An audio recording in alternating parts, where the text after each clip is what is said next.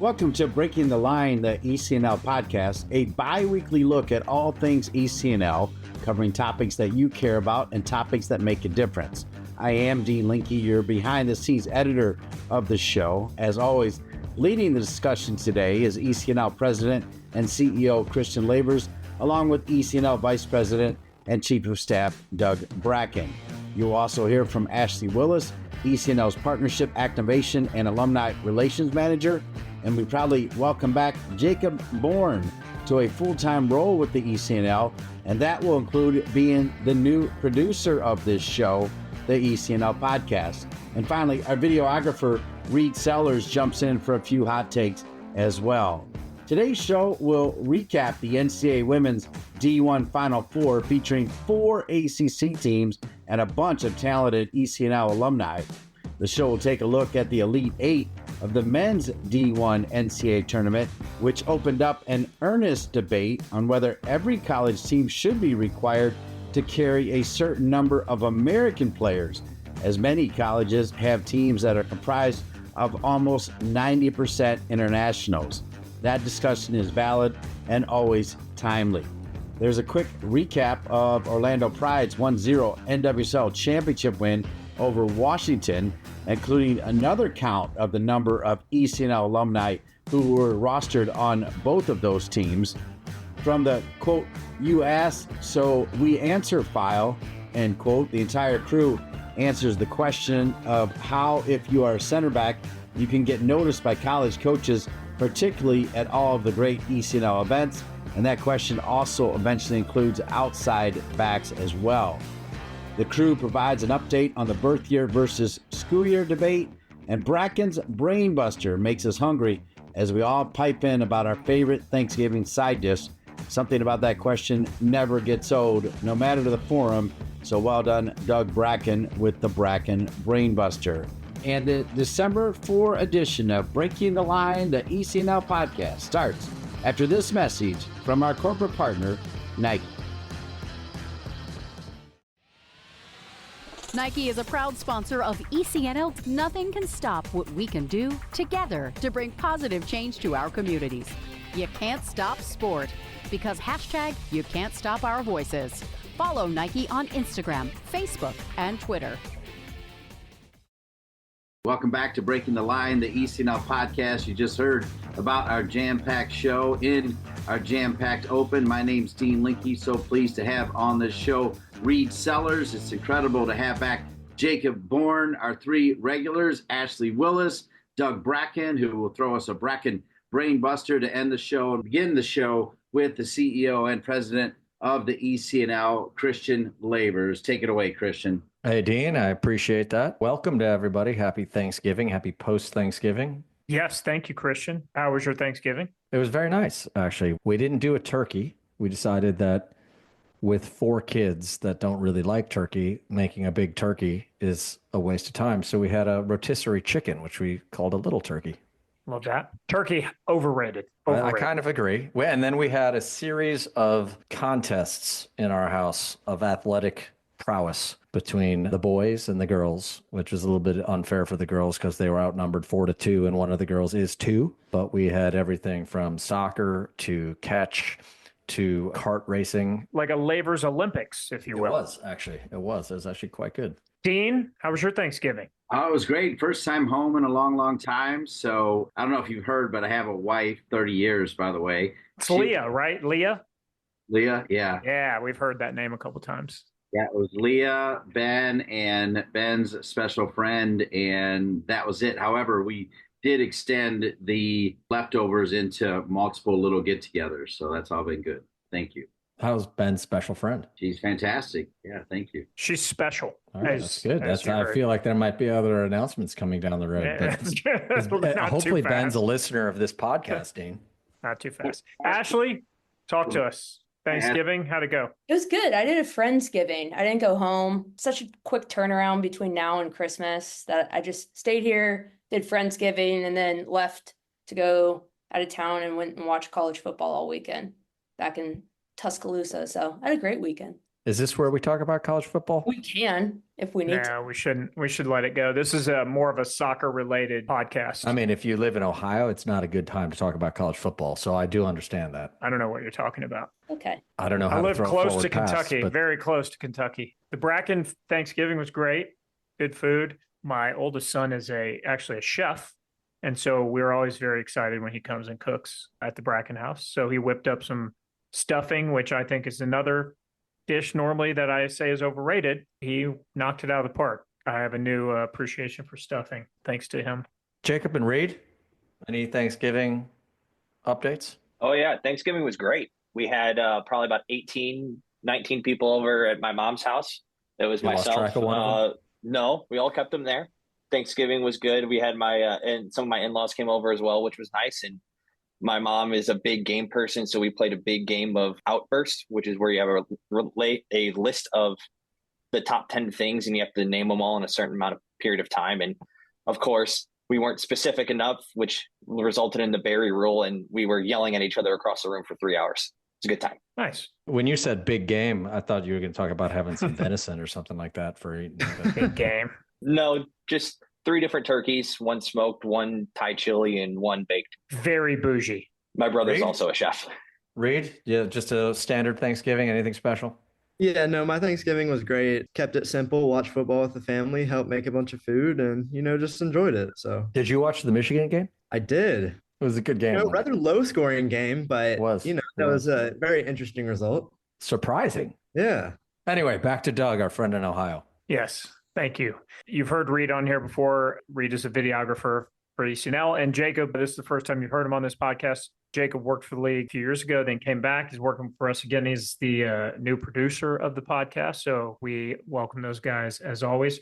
Christian, Still never seen Jacob Bourne and Jason Bourne in the same spot, so I'm not sure what to say about that. There could be something going on there for sure. All right, well, Christian, let's talk about what's going on out there in the soccer world. I think first on the list today is obviously College Cup NWSL final happened.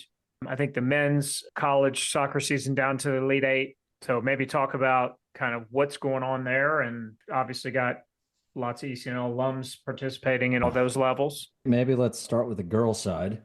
As we talked about earlier, it's an all ACC Final Four, which is slightly hilarious when the Atlantic Coast Conference includes the Pacific Coast. So there might need to be a branding change in that, with Stanford now being in the ACC. We talk a lot about the level of play in the league and the impact it has moving forward. 81 ECNL alums in the 4 College Cup teams, more than 20 per team on average, which is pretty awesome. Ashley, you want to call out any clubs that have high numbers? Because I think there's a couple that are really well represented in that 81. Yeah, Michigan Hawks have a lot across the 4 teams. Then there was Solar was on there. We had SoCal Blues well represented. A lot of kids with a lot of national titles trying to play for a national title now in college, which is always fun to win one at the youth level with us and then go on to the bigger stage and try to go win an even bigger trophy. There is a correlation. I mean, if you win and perform as an under 17, under 18 at the highest level of youth soccer, that's got to help you perform under the pressure of the College Cup, right? I mean, best prediction of future behavior is past behavior, as they say. So kids who have performed under pressure, you got to think are going to do so again this coming weekend for these schools. You would say and think that the better or the best players are playing on the best teams, and therefore they will be recruited to the best college teams.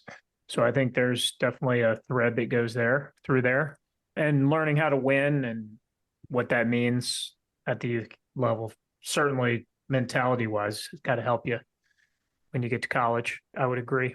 Kudos to those players and those clubs.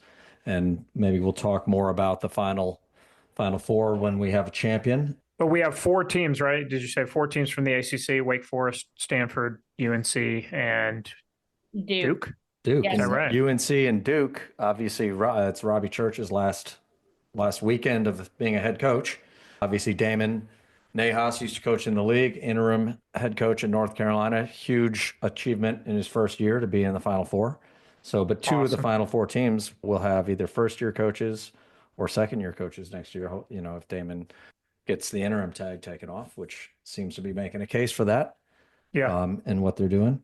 On the men's side, we're in the Elite Eight, the College Cup a week after, and we've got our Super Cup event going on in conjunction with the College Cup on the men's side in 2 weeks, which will be awesome. We can maybe talk about that later, but 37 alumni from ECNL clubs in the Elite Eight on the way to the College Cup, that's a number that's growing every year. What's really interesting maybe before we talk about the internationals. Did you hear who the number one seed was, Christian, in the men's college tournament? Yeah, I think normally it's a football school, but now it's a different kind of football school. Yeah, it's the Ohio State University. You know what? Yeah. When one door closes, another opens, and so I'm happy that Ohio State has that opportunity. They're usually just in the mix in so many different sports that it's kind of hard to keep track. I just wanted to make sure you were aware of what was going on. And 7,000 sports at that school. Like, don't you guys have like a sport, like every sport imaginable? I'm not a you guys. My daughter went there. I'm not a you guys. So I don't, I don't know what you're talking about. Dean, you're shaking your head, man. Pipe in. And props to Brian Mazanoff, who is a true gentleman of the game, played in the Olympics, played in the World Cup, 7 short years, has taken a team that has suffered through a ton of adversity, a ton of injuries, number one team in the country. And I think if they can somehow knock off Wake Forest, who, by the way, in 2007, they played Wake Forest in the national championship game at Wake Med Soccer Park. So they get them a little earlier, a chance for revenge. So if the Buckeyes can win that game one step closer to the College Cup, tied in around the Super Cup. So I guess the question is, can I call the Super Cup in Ohio State gear, or should I keep ECNL gear on? Dane, if you're going to call the Super Cup, I think you can wear whatever gear you want to wear. You're the voice of soccer here, my friend. Got that, Ashley? Yeah, just go with whatever feels right at that moment. If it's Wake, if it's Duke, if it's any other school on the planet, Vermont.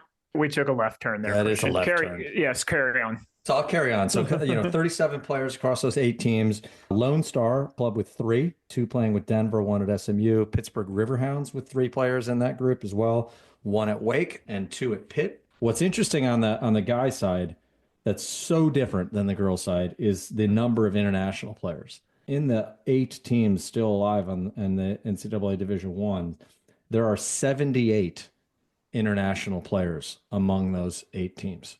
Big number. It's a huge number. You have a range. Marshall, which sort of sets the tone of basically being almost an entirely international soccer team at this point, has 24 internationals. I wonder if that's the full roster, whether there is any American on the Marshall team. Do we know? 4 Americans on Marshall's roster, and the rest are international players. It's really interesting because, and I think this has been discussed in coaches' circles and probably parents as well, as with that many internationals playing college soccer, is that sort of the point of college soccer, to have international players come over here to play collegiately. I don't know if Doug, if you got an opinion on that, or Ashley. It doesn't really happen anywhere near that degree on the women's side, probably more than it used to, but I would be surprised if you could find 100 internationals in the top 50 women's schools, much less 78 in the 8 schools in the men's Elite 8. It's complicated, probably. It's a complicated question in that less programs, right, on the men's side. Yep. Less programs playing collegiate soccer. Playing collegiate soccer. There now here is a mechanism for really, really talented young American players to move into professional environments, which wasn't the case 20 years ago, let's say. So maybe you take off kind of that top layer of players because they're just going directly into the pro environment. And then there's that pressure, whether it's, internal or external, to win.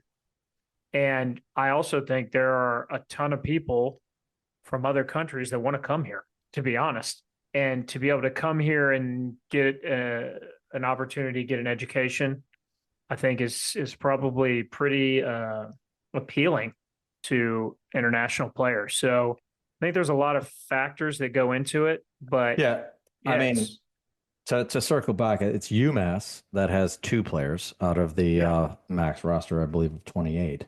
I think I'd agree with you that having players from all over the place is interesting. And maybe, Jacob, you can find what the percentage is of international players in men's soccer. I guess we could do the math of 78 out of what's 28 times 8.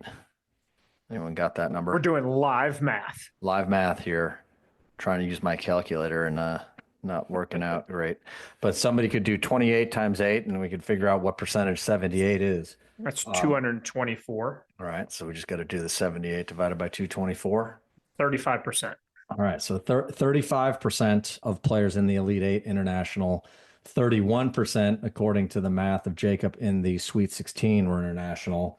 There's a lot of spots in men's college soccer generally just taken up by internationals. I think the overall is probably closer to 50%, if I remember correctly from some previous discussions.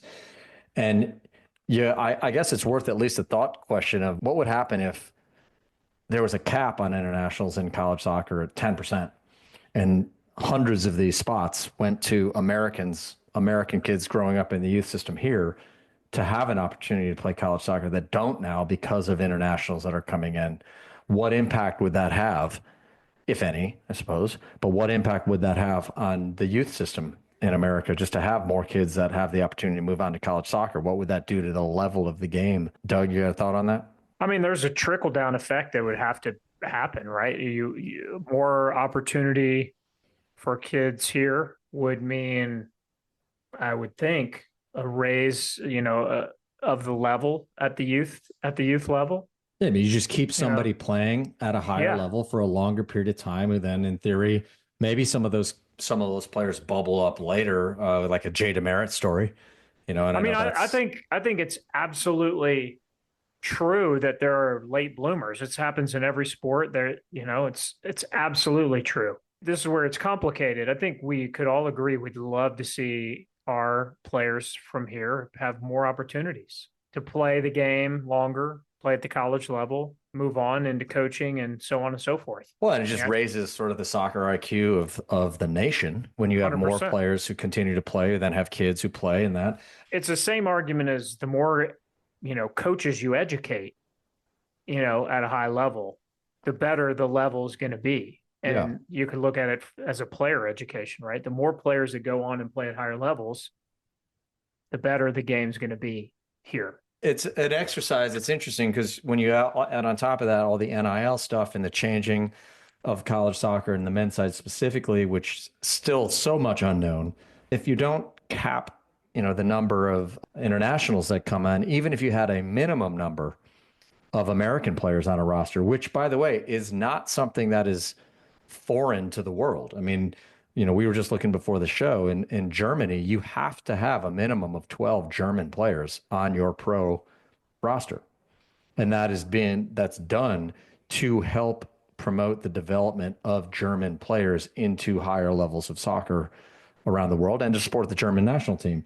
And then UEFA has a rule in the Champions League that you need a minimum of 8 homegrown or locally trained players in a roster of 25. And if you don't have 8, your roster decreases pro rata on that. So, I mean, this isn't something that's not done in other places. It's certainly not done everywhere.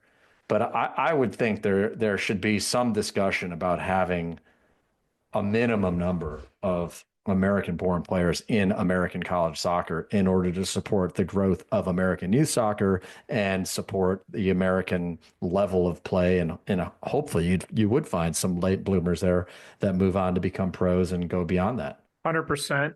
Absolutely. We should have something like that. It's a tough conversation because, again, if you talk about sports as a reflection of a university or as part of a university community, how many universities, what's their international population look like versus the athletic team's international population. This is happening everywhere. Like if you look at the Olympics and you watch track and field, which is, my favorite sport, Dwight has said, I mean, nearly every single athlete went to an American university and are running for different countries, competing for different countries. So that's where it gets kind of complicated. I think, selfishly, we all would like to see our American people have more opportunities to compete at a higher level. Yeah. And listen, I'm generally a free market guy, as you understand. I just think at some point we have to look at, if there's a lot of money, public money going into these universities, there should be at least some expectation that, American soccer players are going to have the opportunity to play American college soccer, not have programs that have hardly any American soccer players. So that's controversial. What do you think so you think that's a minimum number? Like, hey, you have to have at least X number of American players. Well, I think if that's simple.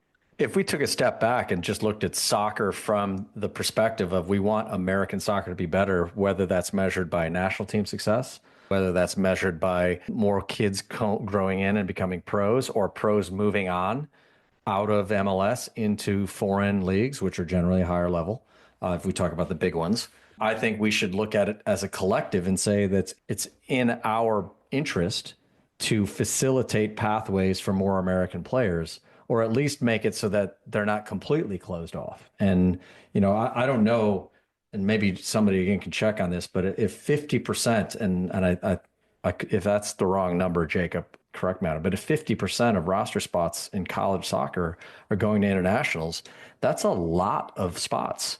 And if you immediately increased by 1/4 the number of American college soccer players, I think you would see a greater excitement about soccer, because you'd have more kids that see a pathway, and you'd have more families that stay involved in the game, and you'd have more people continuing to play the game and all the other stuff we've talked about. But and further, it's an opinion. You have more people that then have played at that level, that then when they move into coaching, or, and obviously not all will, but when they move into coaching or some other area in soccer, it obviously helps that as well. It certainly does. And Doug Bracken isn't done making a point off of the last topic of conversation, and he'll do that when we return. Soccer.com is proud to partner with the ECNL to support the continued development of soccer in the U.S. at the highest levels. We've been delivering quality soccer equipment and apparel to players, fans, and coaches since 1984. Living and breathing the beautiful game ourselves, our goal at Soccer.com is to inspire you to play better, cheer louder, and have more fun. Visit Soccer.com today to check out our unmatched selection of gear, expert advice, and stories of greatness at every level of the game. Welcome back to Breaking the Line, the ECNL podcast. As promised, Doug Bracken picks up the conversation. The one thing we did not talk about, though, in that little bit was NWSL final. Orlando beat Washington Spirit 1-0. Did you check that out? I did see part of that. Yeah. And we had a bunch of alums there. Ashley, do you have those numbers? Jacob? We had, it looks like 8 on Orlando, and then for Washington, we had 14. 22 players out of the rosters of those two teams. I mean, that's a great representation. Congrats to those players on both sides. Pretty crazy. Orlando, right? Coming out of nowhere, really. They got a really young coach. I think he's 38, late 30s. Yeah. So pretty amazing story. I did see the goal Marta scored in the semifinal. That was dirty. That was a dirty goal. Yeah. That was throwback. Like making people look really bad. A lot of people left in her wake on that one. So I mean, centerbacks that are still trying to stand up after. That's all right, Dean. You'd be trying to stand up too. I agree. Kudos to all those guys and all the clubs, all those girls and all the clubs and people and teammates and everybody, because it is a lot of people that are involved in any player's development. So absolutely. Cool. I wanted to pivot now to a question we got in. And again, we always invite you guys out there to send in questions. You can do so by emailing us at info@theecnl.com. Happy to take your questions and answer as many of them as we can. This one was an interesting one. What are some things that a center back can do to get the attention of Division I coaches during the game?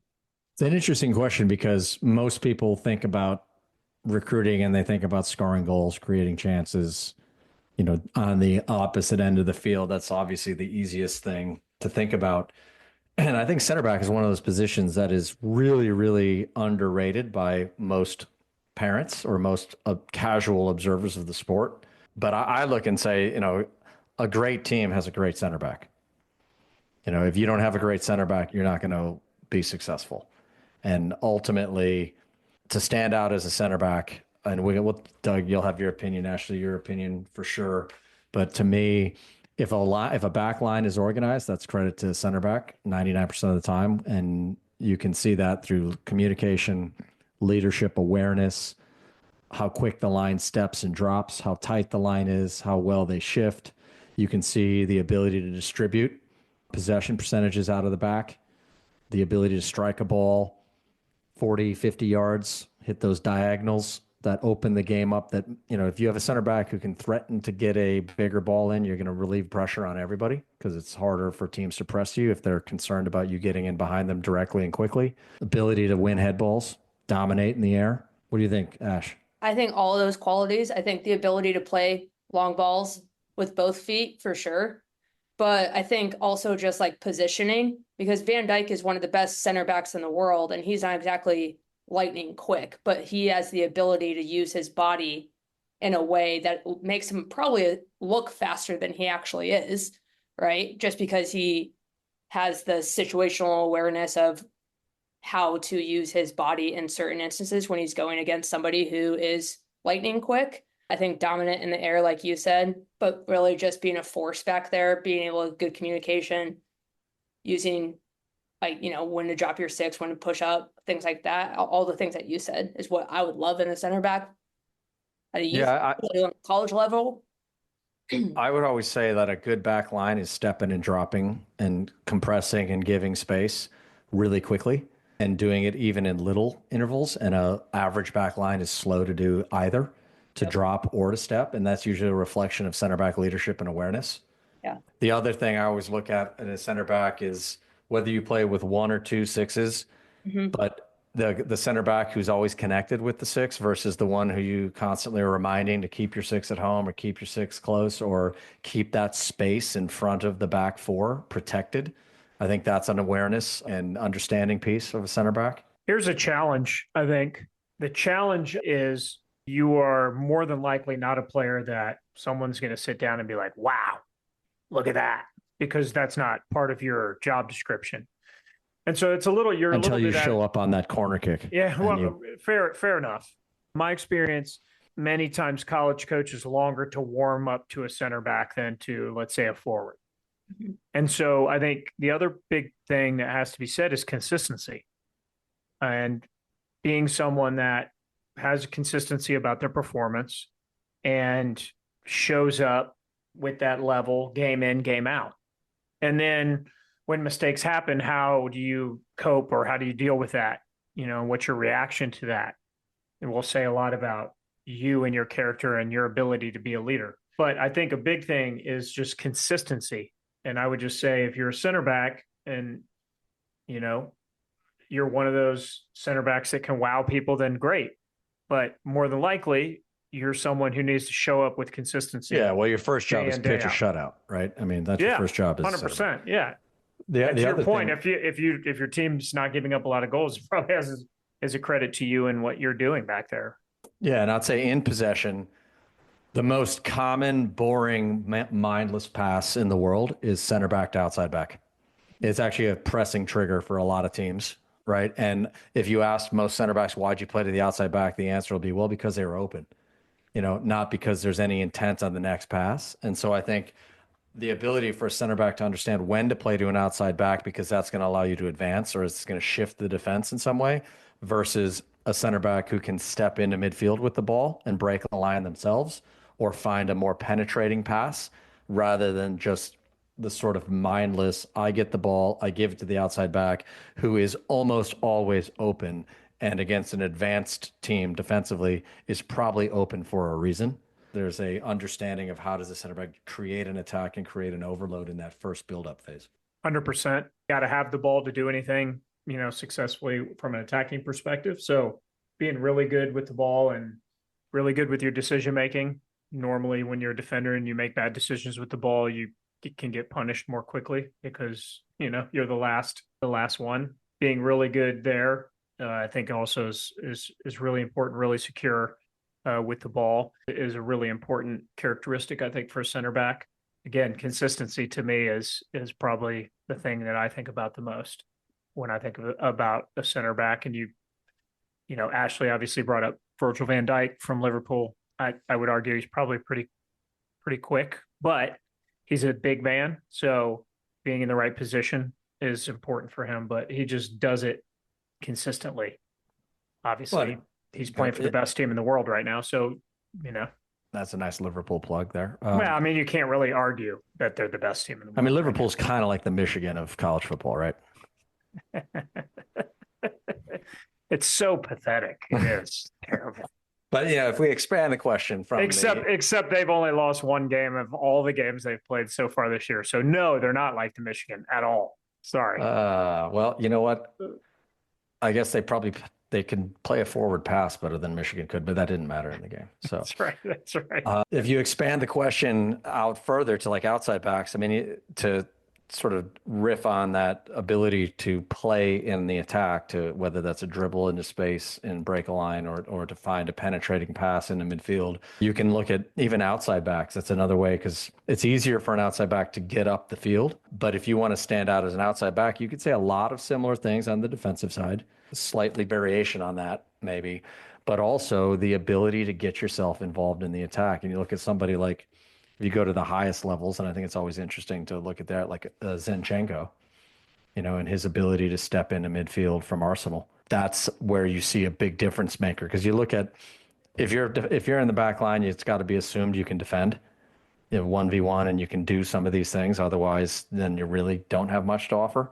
So show that you can defend. I think that's your consistency piece, Doug, and there's all the things we talked about on that. But then the way to further step out is show that you actually have the ability to add something to the attack, whether you're a center back or an outside back. Get the ball, demand the ball, find good positions for the ball, make good choices with the ball, that sort of stuff. Yes, you center backs, keep bringing it. Let me ask you this. I will tell you that everybody is on the edge of their seat for this question, Christian. The birth year update. I don't know if we can put the drum roll in post-production, but yes, we do have an update. We're going to get into this a little bit. Yeah, we're going to get into this a little bit more next podcast, but just to give us an update. What do you so worst kept secret, it's out there as various statements being made by people. Press releases. Press releases, we always love that. Votes. Cut to the bottom line, no change for this coming fall of 2025, but for fall of 2026, there will be technically, I think what they call it is a relaxing of the mandate or a removal of the mandate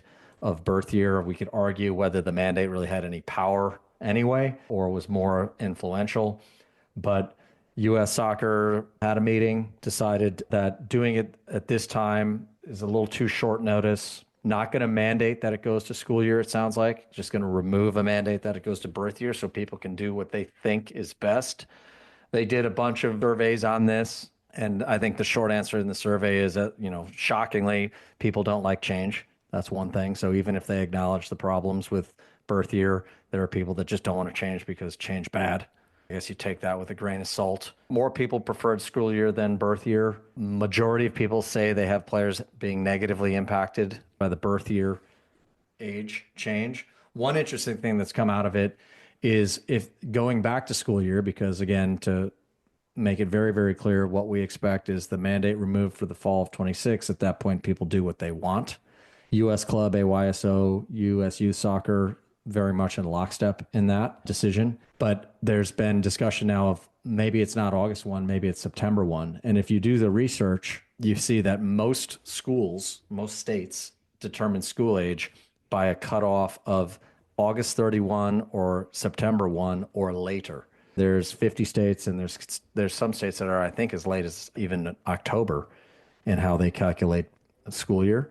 But there's more that are in that 8/31, 9/1 cutoff than there are 8/1. And if the goal is to align more and more kids in grade level, I would think that will become the more likely cutoff of September 1. Not completely unexpected, right? Weren't sure, what the timing kind of would be. Not completely unexpected. So we will get into that deeper on our next podcast. We'll talk about it and how it may look and how it may be implemented in all those kinds of things. One of the interesting parts, just to say this, and we'll talk about this in more detail. I'll have a guest on, I think, next podcast to talk about this, is really kind of an acknowledgement that there is no developmental benefit for one or the other in terms of the cutoff itself makes a change in a player's trajectory, a player's ambition, the level of play. All of that stuff is hogwash, to put it scientifically. And that really, this is about what people think is best for the player overall. The biggest hurdle is disruption.